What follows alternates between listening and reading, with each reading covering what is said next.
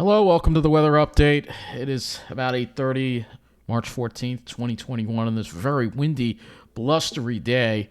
We had a lot of wind and a very elevated fire risk today.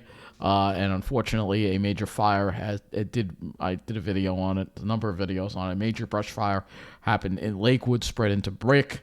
Maybe some structures involved with this. It's hard to get all the details right now. However, News 12 New Jersey is doing an excellent job covering this, and I have to wonder if something like this happened on Long Island. With News 12 Long Island, News 12 New Jersey almost went wall-to-wall coverage with this. Meanwhile, News 12 Long Island, would they ever, if we had something similar in our Pine Barrens?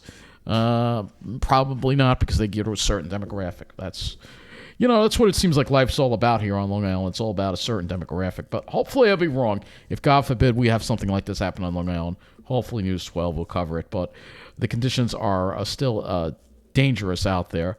You can see the colder air streaming in on the satellite. We're going to look at some observations right now. We're still dealing with a red flag warning in New Jersey. For some reason, they dropped it for Connecticut. I'm surprised that Connecticut and Long Island do not have a red flag warning because I'm really concerned about the conditions for our area too. Temperatures have dropped considerably. You'll notice temperatures now in the 30s across Suffolk County and into Nassau as well. We have mid-30s, and you see these wind gusts here, a 38-mile-an-hour wind gust at Farmingdale. Still very windy out there. I took video of the wind. Oh, look at this. A 60-mile-an-hour wind gust at Baiting Hollow. You see that right, a 60-mile-an-hour wind gust, 44-mile-an-hour wind gust at Greenport. So these winds are still going quite a bit, and the conditions are very dry out there. Wind gusts in the 20s and 30s for the rest of us, but still 36-mile-an-hour gust at LaGuardia, 35-mile-an-hour at JFK. One of the buoys reported a 42-mile-an-hour wind gust there in New York Harbor. We go into New Jersey where this fire is. And you can see the red flag warning. We still have wind gusts, 37-mile-an-hour wind gusts at Lakewood. So still a lot of wind out there to contend with, and this wind is not really going to be improving. We have a wind advisory in effect too. So here's the latest. We got the wind. Let's go to that wind advisory. So we got the wind advisory for us. This is going to remain into effect until midnight tonight. So the good news is it's going to subside after midnight. Let's take a look at the latest wind gust reports from the Weather Service here. So let's move this over so you can see this.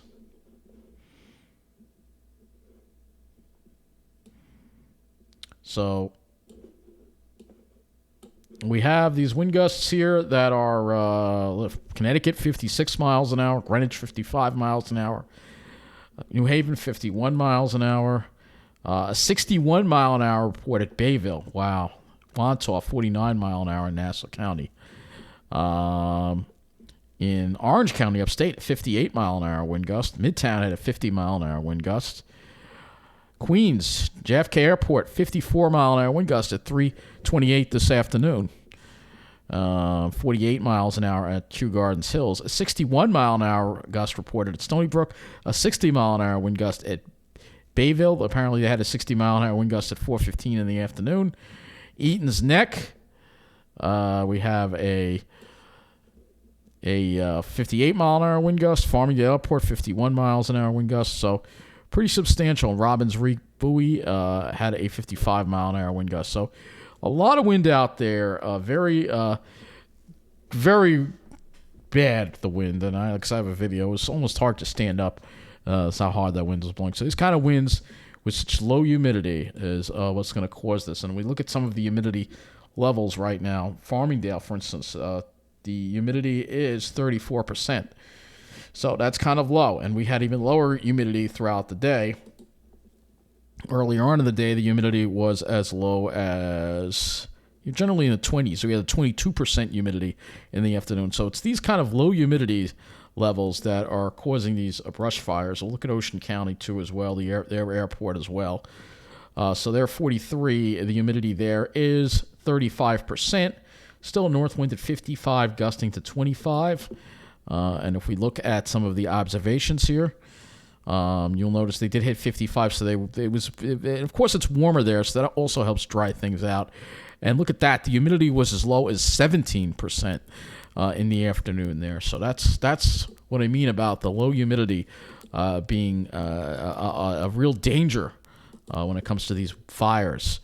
Let's go take a look and see what is happening. You see right here on the weather map that we have a high pressure that is going to be building into the area on the GFS. That high pressure is going to be very cold air. You can see that. The isobars are still kind of close, but they loosen up a little bit tomorrow, so the wind should die down, especially in the afternoon tomorrow, but it will be cold. That high moves offshore. We have a system that is going to be pushed to the south of us on later Tuesday, so it might bring a little light snow or light rain. And then another system here would form by later Thursday, and this also kind of just brushes by the area. And if we look at the amount of rainfall that we would be getting here, the total accumulated precip, you'll see not a whole lot. Especially when we get closer to the area, you'll see maybe southern parts of Jersey might see up to an inch, but for Long Island, we may only see a half inch or less, probably even less than that. So the drier trend with these storms means that the conditions are going to remain dry into the future for Long Island as we head into this week. And that is all because of the strong blocking pattern that is still going on in Greenland. So if we go ahead and we look at the upper air, you will see there's a block over there over Greenland. So that's causing these troughs to come down and shunt the storm system to the south. And you'll see that ridge over Greenland again. So this one here gets shifted off to the south for later. So this one may not hit us as much. We'll have to see how the trend goes with that. And then we see that ridge building into the weekend. And a trough, maybe a couple more troughs coming through after that. We can look at the European and see if the European has that similar type of deal with this next storm. So this is the first storm, which it does barely even shows up on here. This is the second storm here for Friday, and again, it just gets pushed well to the south. Look at that. So it gets pushed well to the south. So let's go back to GFS now, and we'll go ahead and look at what's going to be happening with our temperatures as we go into the evening here. In fact, I'm going to go to the HRRR for that. So you get an idea of what the pattern looks like for this week here. So cold air comes rushing in here. This is the 23Z. That's the latest HRRR I've got. But it should show the cold air enough so you can see how. And we're below freezing by morning. We are possibly as cold as the teens on Long Island and 20s just to the south of us. There's going to be some really cold air. It's also very dry air. If you look at the dew points, you'll see those dew points are most likely below zero for tomorrow. So it's going to be really dry, cold air, which will bring very nice skies, but it will be very cold out. So that's the thing to keep in mind. Let's go back to the temperatures here. So again, this is the GFS high temperatures. Long Island may just barely break the freezing mark. A little warmer in Jersey, but it's going to be very cold tomorrow, that's for sure. And it stays cool Tuesday too. Highs may only be in the mid to upper 30s with the cloud cover. And there's that storm. You can sort of see the reflection of it there. And then a little warmer on Wednesday into the low and maybe mid 40s. And Thursday, we're in some warmer air. So we're a little closer to normal for Thursday. And then it cools off again on Friday. That's the storm again going by to the south. We'll have to see what happens with that. And then we warm up again next weekend. Temperatures back into the 50s, it looks like. So, but we got to get through this really cold day tomorrow. It's going to be really cold, especially in the morning. So let's go to the clouds, the cloud cover map here. And you'll see here that we lose the cloud cover. We have a little bit tonight, and then it's just going to be mostly sunny tomorrow, but just very cold. And then we'll have a nice sky, though, so it should be really nice. And then the clouds come in on us Tuesday and Wednesday. We'll show those other systems in a minute here. But you'll see here that we do have some clear air I'll try to work in for the weekend. But let's go look at the storm track here. Going back, look at the storms here. I'll go back to the skies in a minute. But this is the storm here for the Tuesday You can see it's really just brings some light precipitation to us. Might even see a little bit of light snow out of it.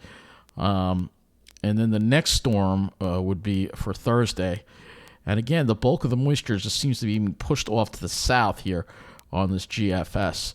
So it's not a whole lot of rain, as we already looked. And we can also look at the total snowfall and see if it's predicting any snow. Maybe a little bit of snow, a couple of inches, maybe upstate, maybe. Or it's a little colder, perhaps. Let me go back to this, and we'll go and look at the NAM 12 as well. This is the 18Z NAM 12, so we can look at how the NAM will handle the Tuesday system. So here's the Tuesday system, and look at that. It just barely gives us anything. Very little moisture with it. It just gets shunted off to the south, as you see. So if we look at the total accumulated precip with that, it's barely anything. Barely anything. So the dryness will continue.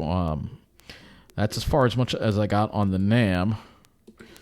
As far as other models, we can use the Rgm. But that's only going to go out as well. It's not going to go out that far. But you can see, again, most of that bulk of that moisture just kind of off to the south of us there. Kind of just gets shunted, suppressed to the south with this strong blocking that's going on. You can look at the ICON model. I guess that's the other model we can use. It's sort of like the European model. So you can see here just a brush on Tuesday, and then this is Thursday. ICON's a little more robust with the moisture. So according to the ICON, we would see closer to an inch of precipitation. But again, if you look at the GFS, it's a lot. Sun keeps a lot more of that moisture to the south. And of course, we don't have the European for that on this site. So as far as the Rgm goes, this is the Rgm again. We can look at the Canadian as well and see how far that'll take us out as far as moisture goes. Again, look at the Canadian. That's a real sharp cutoff. So again, if we go to this, back this up for that Thursday system, look, it's shunted off to the south. So we're gonna have to keep an eye on this because this dry pattern may continue a little longer than we thought, which means more of a risk for fires when the winds pick up and we have low humidity every time. So let me look at the skies. Actually, let me go to the wind on this. I'll show you the winds here. So you can see that wind, and that wind will be with us. But once we get after midnight, you'll see it starts letting up.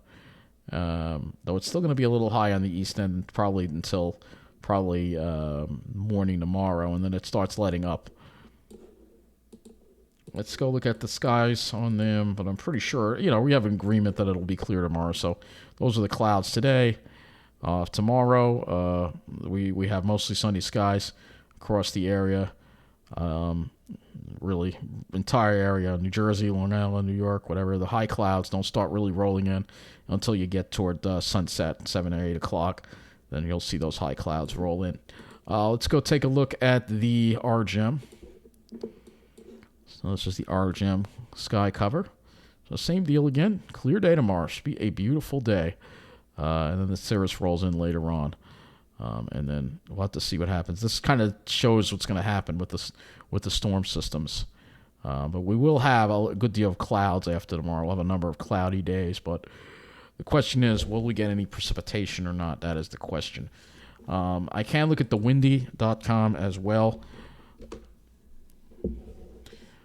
This is the windy.com site, and we can look at wind gusts. And again, look at the wind forecast. So you can see those winds remain high tonight, but once we get after midnight, it should start quieting down to a little less obnoxious level. But it's still going to be breezy and windy tomorrow, and you're still going to be dealing with some wind chill. So with the wind blowing and the temperatures only around freezing, it's going to feel like it's in the 20s for sure, especially on Long Island. But then the winds let off by the evening. And we can also look at the clouds as well on this as well. But you'll see here, we'll have a clear sky on Long Island for sure. And maybe the cirrus will start to come in New Jersey late in the afternoon. But for Long Island, you're clear all day long. Let's go to the precipitation thing. So actually, this actually might show the precipitation. This is Tuesday. You can see this is the system here that's going to come through on Tuesday. And it shows the precipitation there just off to the south. This is Wednesday. Well, this is Thursday. Let's take a look and see if Thursday brings in any more moisture. You can see that that rain off to the south of us there, but you can see it kind of just stays just off to the south. So the Euro's going with this also, this suppressed solution for the storm system. So, and then we are dry by Saturday again. It could be another nice day. So let's go and take a look at the precipitation here. It should give us actually a rain accumulation chart. So this is, again, you can see it's just kind of getting shunted off to the south. So we have two systems that we're going to be flirting with us. We can look at rain accumulation and see next 5 days. Let's see how much rain accumulation. And it doesn't really give us much. Long Island, 0.18. Now, if you're in New Jersey, you'll be getting closer to 0.59. And that's really where they need it, because that's where the red flag warning is. But as you see, it's just staying kind of dry for us. So we're going to have to, New Jersey had their fire, but I'm telling you, this could be the year we could have a big fire on Long Island if things keep staying dry the way they are. So I urge everybody to please be very cautious. Don't toss cigarettes out the window. Don't do anything that's going to create sparks. Take everything. Take a lot of precautions because as long as it stays dry like this, it's just a matter of time before it'll be Long Island's turn for a big fire. And will our News 12 cover it? That is the question. They may not, because, again, it's, what it's all about here, obviously, though. I would think they would, because it's going to, the last big fire we had was in Manorville, which was, I'll show you where it was, but it was in Manorville. We can look at Manorville wildfire here. So this is that was a 50-acre fire in Manorville. That was the small one. This was the last fire that News 12 didn't even cover. There's this brush fire here that burned about 50 acres. So that's why I'm not that confident on our News 12 covering a big wildfire in our Pine Barrens, because, again, it's all about a certain demographic. So it was April 9th, 2012. That we had